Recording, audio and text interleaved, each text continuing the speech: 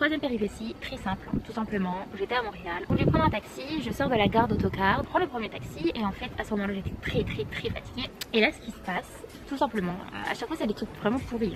Je monte dans le taxi, je lui donne l'adresse, mais en fait j'habitais vraiment à 5 minutes. Et je me suis dit qu'il allait accepter parce que c'était pas très loin. Et à partir du moment où t'as quelqu'un qui te propose un service, tu peux pas te refuser, peu importe où c'est. En tout cas, c'est ce que je me suis dit. Il rentre l'adresse, etc. Il fait même pas 1 minute de trajet. Puis là, il regarde, il me dit en fait, c'est à côté. Et donc, moi, quand il m'a dit c'est à côté, je me suis dit, il va peut-être vouloir juste confirmer l'adresse parce qu'il peut-être qu'il allait se dire que je m'étais trompée. Il commence à s'énerver, à faire une leçon de morale, comme j'ai jamais eu, en me disant ça fait plus d'1 heure que j'attends devant la gare d'autocar.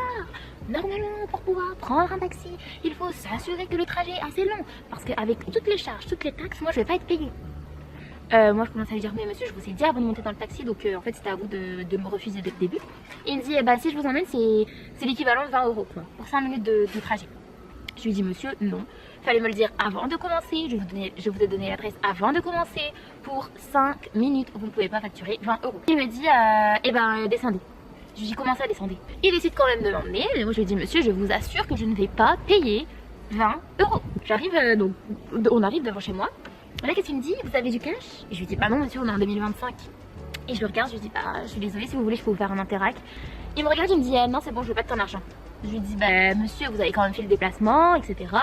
Et moi vraiment, je me suis dit quand même, le pauvre il a attendu longtemps, mais c'était hors de question, je n'ai pas payé 30 $ pour ça.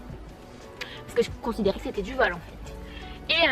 Et ben il m'a juste, genre, il a retiré mes affaires, il est parti et je n'ai pas payé, c'est-à-dire 0.